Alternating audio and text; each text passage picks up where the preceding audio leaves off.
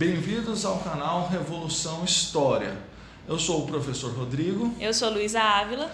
E na aula de hoje a gente vai estudar a Revolução Inglesa.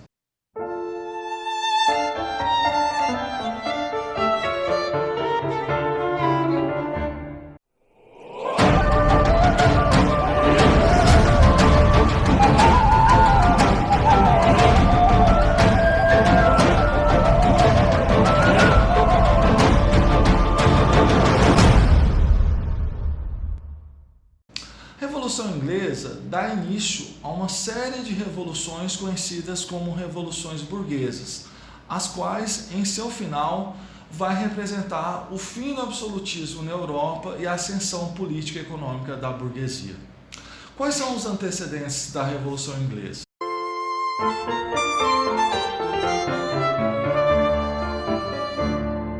Esse processo existe a partir dos cercamentos das terras comuns que existiam na Inglaterra. Durante o período feudal, existiam algumas terras as quais eram divididas comumente entre os camponeses e a nobreza. Surge uma burguesia no campo que começa a cercar as terras, transformando-as em propriedade privada. Nesse sentido, os camponeses, não tendo mais terras para trabalharem, migram para as cidades em procura de trabalho. Com a inauguração desse sistema de propriedade privada, surge uma classe social extremamente forte na Inglaterra, que é a burguesia. E a burguesia não está à procura apenas de lucros econômicos, mas também de participação política. Nesse sentido, a gente acaba tendo a configuração do parlamento inglês, parlamento que existe até hoje. No parlamento da Inglaterra existem duas casas, conhecidas como câmaras. Existe a Câmara dos Lords, que é composta por elementos da nobreza, da elite tradicional da Inglaterra, historicamente aliadas à monarquia, e a Câmara dos Comuns, que é composta pela população. Só que essa população, ela tem em seu cerne a burguesia econômica que está à procura de poder. Então, a partir desse momento, a gente tem o surgimento econômico a partir dos cercamentos e político da burguesia com a sua presença no parlamento. Nesse período, a Inglaterra está no meio de uma briga religiosa, porque existem 3 religiões predominantes na Inglaterra: o anglicanismo, o puritanismo e o catolicismo. O anglicanismo é a religião oficial da Inglaterra e é a religião que a maioria atende. O puritanismo é o calvinismo na Inglaterra. É basicamente formada pela burguesia, que tinha muita força no parlamento. E o catolicismo era uma minoria influente tradicional, composta por alguns monarcas muito famosos. Essa situação de disputas religiosas na Inglaterra vão fazer com que alguns elementos, principalmente puritanos, eles acabassem fugindo de perseguições, porque reis anglicanos acabavam por perseguir as minorias, especialmente puritanas. Essas pessoas acabaram imigrando para a América, fazendo com que as 13 colônias fossem criadas no nordeste do atual Estados Unidos da América. Isso vai ser muito importante para a história do Ocidente.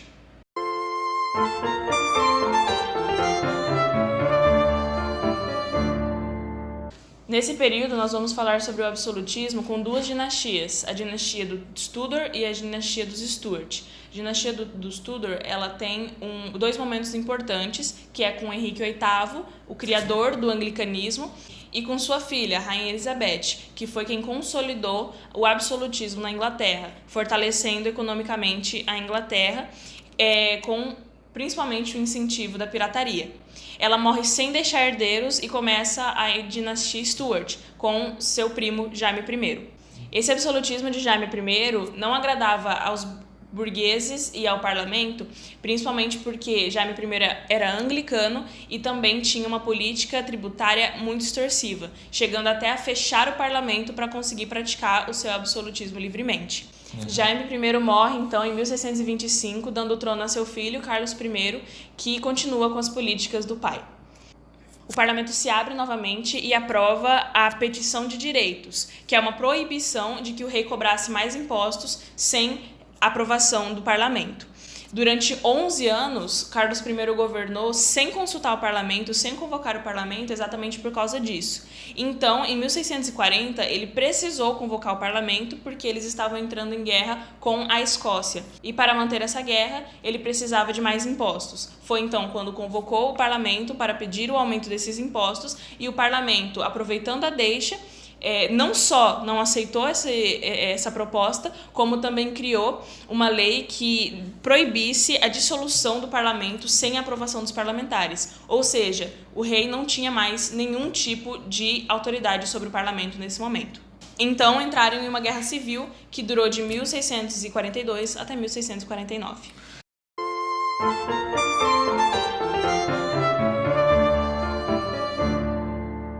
Essa guerra civil opõe, de um lado, a monarquia absolutista dos Stuarts, apoiada pelos anglicanos e pela minoria católica. Do outro lado estavam os puritanos, que compunham a Câmara dos Comuns no parlamento. Nesses combates surgiu como força Oliver Cromwell, que era o líder do exército dos puritanos. Nesse sentido, Oliver Cromwell desenvolveu o chamado New Model Army, que era um sistema de recrutamento baseado no mérito ao invés da tradição, situação que prevalecia nos exércitos de Carlos I. Oliver Cromwell lidera seus exércitos à vitória, inclusive prende Carlos I, que estava refugiado na Inglaterra. O antigo rei é levado a Londres, onde ele é executado, ele é decapitado, situação que se torna o primeiro grande rei absolutista da Europa a perder sua vida.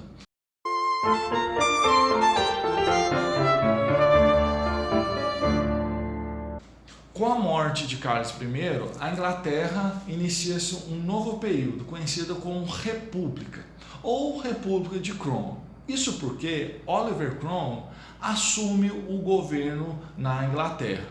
Ele é uma figura extremamente popular com a população, bem como com a burguesia, pois ele acaba estimulando o comércio e também extinguindo antigas práticas feudais vigentes desde o governo dos Stuarts.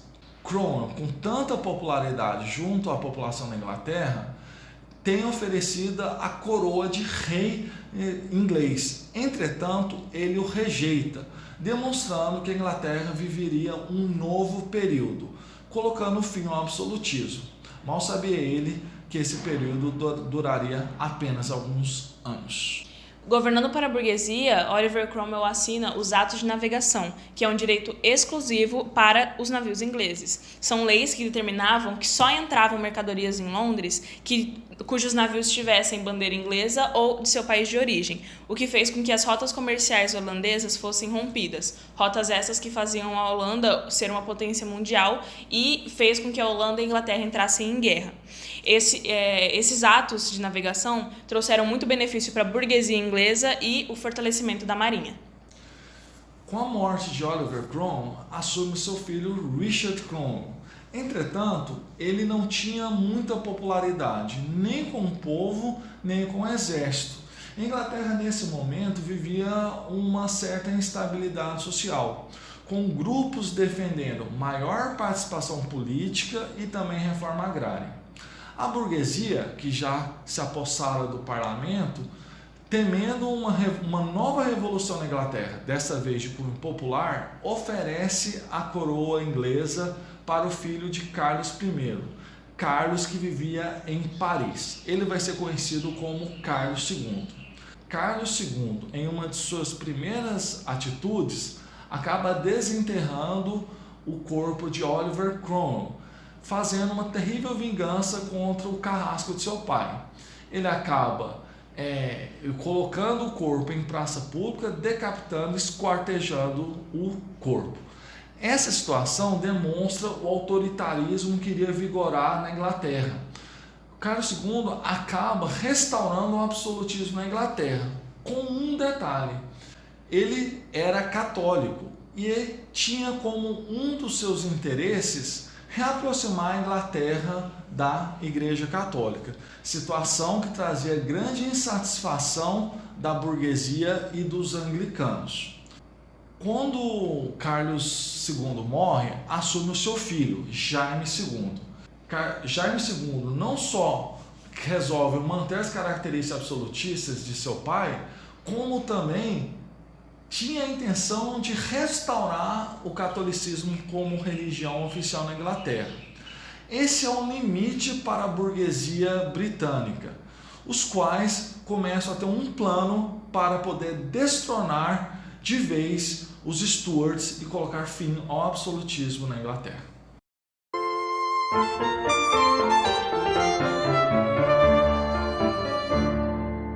Então, em 1688, o parlamento oferece a coroa ao genro de Jaime II, Guilherme de Orange. Este entra na Inglaterra com seus exércitos e Jaime foge. Guilherme de Orange então assume o trono, o que ficou conhecido como Revolução Gloriosa, porque não houve nenhum tipo de guerra e nenhum derramamento de sangue. Ele então assina a Bill of Rights, que é uma declaração de direitos, que limita o poder do rei, confere autoridade e garantias ao parlamento e assegura direitos civis e liberdade a todos os cidadãos ingleses. Se inicia então a monarquia constitucional, que é governada pelo sistema parlamentarista, a qual a Inglaterra tem até hoje, e quem governa de fato é o primeiro-ministro. A Revolução Inglesa significou o fim do absolutismo na Inglaterra, lembrando que em outras regiões ele continuava a vigorar. Além do fim do absolutismo, a Revolução Inglesa significou a ascensão da burguesia na Inglaterra. Essa situação vai contribuir para o crescimento econômico da Inglaterra. Décadas depois, durante o século XVIII, vai ter início nesse país, como pioneiro, a Revolução Industrial, fortalecendo ainda mais a Inglaterra na Europa e no mundo.